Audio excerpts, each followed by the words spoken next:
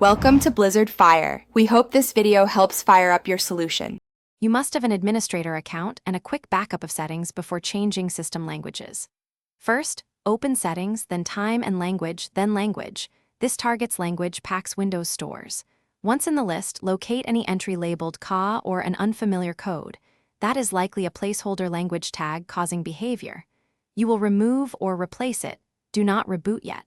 Make sure to note your current display language so you can restore it if needed. Now you will remove the Qaa pack and any associated components. Click the Qaa entry and choose Remove or, if present, open Options and uninstall keyboards, speech, and handwriting. If the Remove button is grayed out, open PowerShell as administrator and run Get_Win User Language List, then remove the Qaa tag before running Set_Win User Language List. This forces deletion at the user level.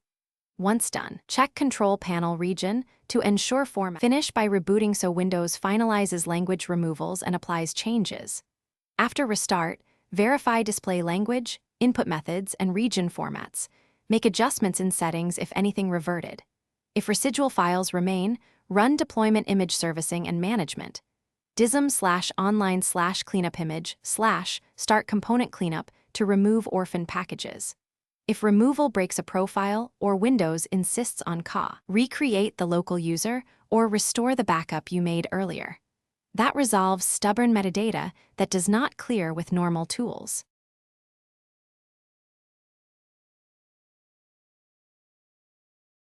Thanks for watching. If you found this helpful, don't forget to like and subscribe.